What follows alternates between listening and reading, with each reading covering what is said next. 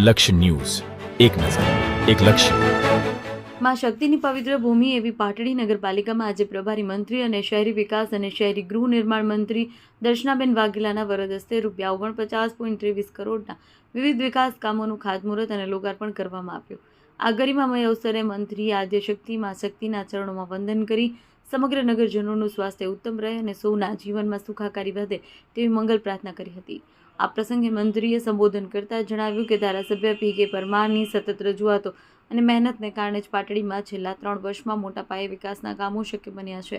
વડાપ્રધાન નરેન્દ્ર મોદીના નેતૃત્વમાં ગુજરાતને 24 કલાક વીજળી મળી.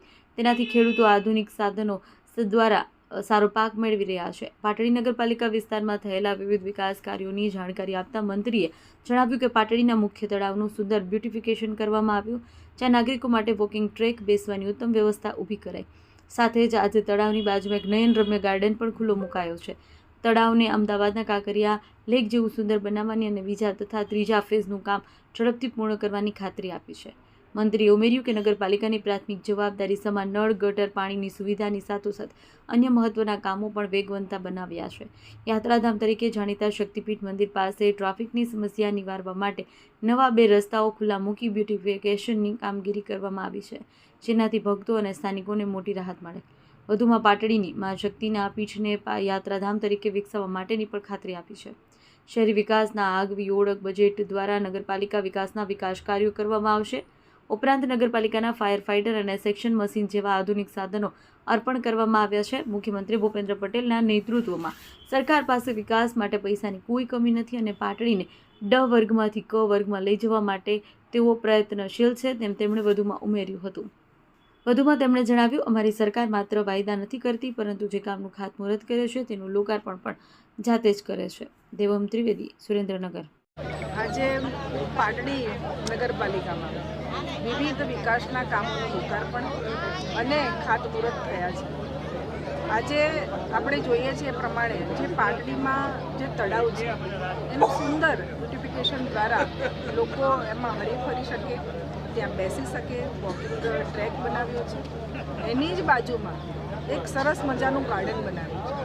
આમ નગરપાલિકાનું કામ એ હોય છે કે નળ, ગટરની પાણીની વ્યવસ્થા કરવી, પરંતુ એની સાથે સાથે અમારા ધારાસભ્ય પી.કે. પરમારજી અને અમારા સાંસદ ચંદુભાઈ બંનેના ખૂબ પ્રયત્નથી આ જે વિવિધ કામો પણ થઈ રહ્યા છે.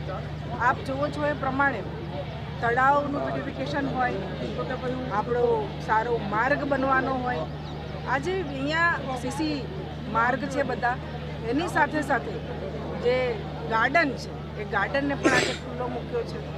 આપણી અહીંયા શક્તિ મંદિર કે જે શક્તિપીઠ કરવા કહેવામાં આવે છે એને પણ આપણે સારું બ્યુટિફિકેશન કરી અને બંને બાજુ જે ટ્રાફિક થતો હતો કે ગામમાંથી એક જ રસ્તો હતો, પરંતુ 2 રસ્તા ખોલી અને અહીંયા પણ ખૂબ સારું કામ થયું છે. આજે કુલ 49.23 કરોડના કામો અહીંયા નગરપાલિકામાં કરવામાં આવ્યા છે, જે ખાતમુહૂર્ત થયા છે અને અડધા કામો જે હવે થવાના છે. અહીંયા એની સાથે સાથે નગરપાલિકાનું કામ સારું થાય એના માટે ફાયરની ગાડી છે, એની સાથે સાથે જેટિંગ સેક્શન મશીન છે. આ બધી વ્યવસ્થાઓ નગરપાલિકામાં ઊભી કરવામાં આવી છે અને આજે આ સુંદર કામ અને લોકાર્પણ અને ખાતમુહૂર્ત થયા છે. અમારી સાથે અહીંયા બધા ઉપસ્થિત રહ્યા છે. અમારા ભારતીય જનતા પાર્ટીની પૂરી ટીમ, સંગઠન અને નગરપાલિકાના પ્રમુખ સૌ અહીંયા ઉપસ્થિત છે. આજે આ તબક્કે હું પાર્ટીના સૌ લોકોને ખૂબ ખૂબ અભિનંદન આપું છું.